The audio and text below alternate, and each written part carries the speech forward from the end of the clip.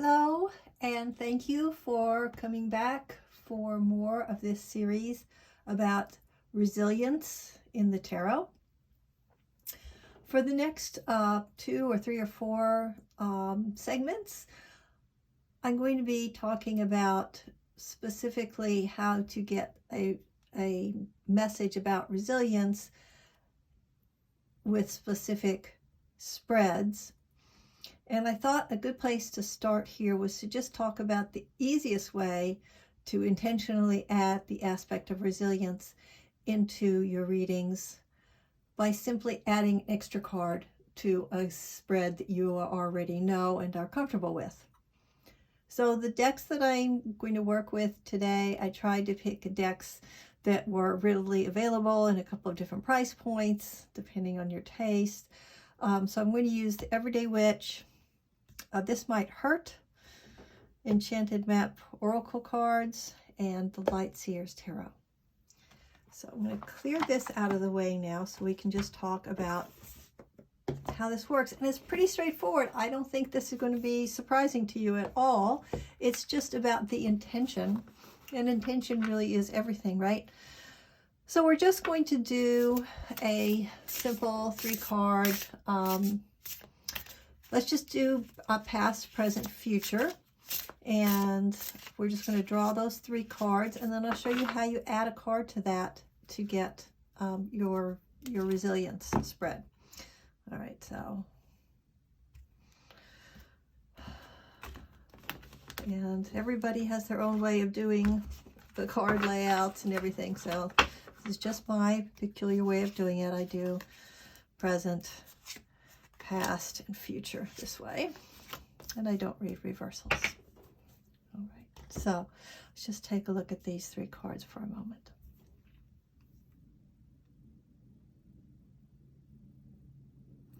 All right, so I'm not going to try to read this spread. I'll just let you take a look at it and take out of it what you would like to take out of it. But let's just say that for my purposes, I'm looking at this and I'm thinking about this thing that happened in the past, this 8 of Swords, this feeling, this experience that I had in the past.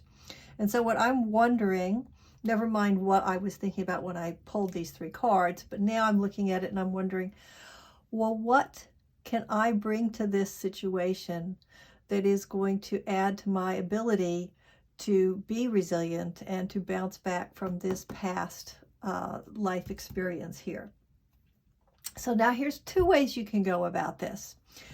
A lot of people already are in the habit of pulling an oracle card to add to their readings, and sometimes that's the first card they pull on their reading, actually, right? So now I could just do that, and this is something that a lot of people do. I'm just going to grab an oracle card. I'm going to have to spread it off camera. I don't have enough room. And pull one, and I've pulled the Wizard of Awareness. So I would look at this. I would probably go to the book and see what Colette Baron Reid has to say about it, because I do like her writing. But I'm just looking at this right now and I'm thinking, if I say the Wizard of Awareness and I'm wondering how I can be resilient about whatever this was, then I need to bring my ability to be aware of what happened here, to really look at it. I mean, this is, you know, a real wise man. Sorry about the reflection. It's dark and, you know, all the artificial light. Apologize. So to be wise about this, to shed a light on what it was that happened. So if I were reading this for myself or somebody else, I would probably say, do some journaling about this, or talk it out with your therapist, or a trusted mentor or guide. Maybe you have there's a religious figure in your life that you confide in. Work your way through this and really look at it. Don't be afraid to look at it, because this kind of awareness is what will help you to process it. Right? So that is one way to just add a card on top of it. And in this case, like I said, I just pulled an oracle card because a lot of oracle decks tend to give you these kinds of meanings. Another thing you could do is simply pull another card from this deck, right? And see if that gives you anything. Now, personally, I don't like to do it this way because I feel like I'm not taking advantage of the full repertoire. It's like taking a couple of pages out of the dictionary before you look up words. Anyway, but it works. It's okay. If you have one deck, you can still do it. So I pulled the Three of Swords.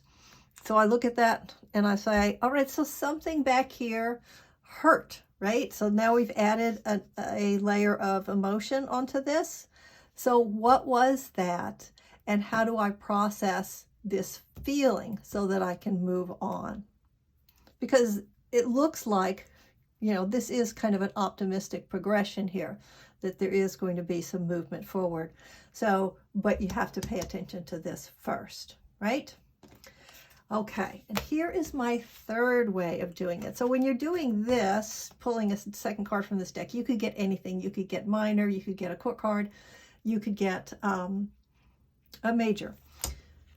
Here's my third way of doing it, and I really like this way of doing it, but it does require that you've spent some time really learning your court cards.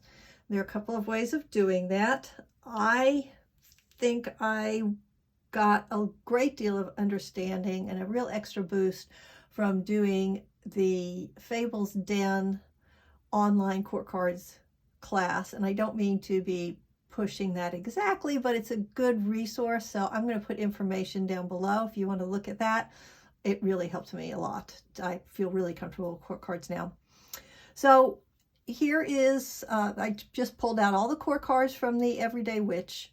I pulled out all the court cards from the This Might Hurt Tarot. I'm going to use this one today, but I pulled both of these just to give you a demonstration. You know, you could just pull it from any deck that you feel comfortable. But what you're looking for is, I would suggest staying away from the kinds of decks that don't show emotion on people's faces, because you do want that emotion. You do want to see that. So, for example, here you can really see this, the ruler, the king interacting, you know, how they're facing. They're facing you, they're facing some other way. What's the expression on their face? Do they seem involved? Do they seem removed? Is there a lot of action? Are they studying things? What's happening exactly? So, but I'm going to use this one just for the sake of showing you a few things. So I would shuffle this and then I would probably fan it to pull one out. So I'm going to pull this one out today. And I got the King of Swords. So going back to this, it's a lot of swords action here. So I'm going to look at this King of Swords and I'm going to imagine this person, who this person is. So you've got to use your creativity here. Now, if you've gone through Lisa Papez's Tarot Bootcamp or Tarot Training Wheels courses, and I'll link that below too, then you have hopefully already spent some time really thinking about who these different personalities are. You may have even identified someone from your life or a public figure. So you already kind of have a feeling about what that person might, what their perspective might be, or what they might say, right? So if I'm looking at the King of Swords, I'm looking at this particular King of Swords. This is not somebody who's going to tiptoe around the issue with you. So if you ask this person for some information about this, or if you ask this person, what personal characteristics do I need to embody? What kind of attitude? How am I going to put myself into this situation and come out of it better? This person is not going to fool around and say, well, you know, they're just going to come right out and they're going to give you a clear message. Do this. Don't fool around. Speak your truth. Think it through. Be honest. You know, you just have to be, really be honest and have a lot of integrity and just go out there and say and do what needs to be said and done. And maybe you have an uncle or a father or a niece or somebody in your life that embodies this. They don't have to look this way, but somebody who embodies this kind of a meaning. And that is going to help you with your resilience. So I'm hoping that having those 3 ideas is going to help you to just add a single card onto your existing reading that will let you add more depth to it, so that you get that extra message about how to be resilient, something you can look at more carefully, something that you can embody, something you can hold close to you that's going to give you just that extra push, that extra bump. And I know that some people like that good kick in the rear end, and some people want to have it expressed to them more gently. So I'm going to ask you to take a look at what you have in your repertoire, what you have. If you only have one deck, then think about what the best way is to use that deck. Do you want to just pull one extra card? Do you want to focus on your court cards? Maybe there are specific things in that deck that you like anyway, that you feel tap into this kind of meaning and energy, and you could use those specifically. And if you have a collection, then really look through your collection and see what's going to support me, what's going to give me the kind of messages I need to hear. If you want to have it gentle, you're going to go for something like this, or you're going to go for, I don't know, maybe an animal guide thing that feels safer to you. If you want to have a good, I'm going to give you one word, it's going to be a message that you're going to get, then maybe you're going to use the Reclaim Oracle. If you want it to be a little more gentle, maybe you're going to use Roots and Wings, something like that. So this is sort of your next assignment, I guess I could say, is to look at what you have, what are your resources, and what is going to help you to add a card. Just add one card. Is it going to be another deck? Is it going to be a way of dividing up the existing deck that you're using for that reading? And give it a try. See if it works. Personally, I think it's an easy way to just sort of take that one extra step. In subsequent coming up, I'm going to be showing you some specific spreads for resilience, at least 2 of which are just basic 3-card spread. So it's not like this big involved thing. It's just a question of knowing what each of those positions is going to mean. So I'm going to try to link the resources as well as I can with my technical abilities, definitely listed in the comments below. Thanks for tuning in. I hope you'll come back, because there's going to be more, lots more. And if you want to get it, make sure you hit the subscribe button. That way you don't have to search through all the other goodies that come across your feed. And there's so many good things out there. So I hope you're enjoying your tarot journey. I know I am, and I'm wishing all of us well into the future. Take care. Bye-bye.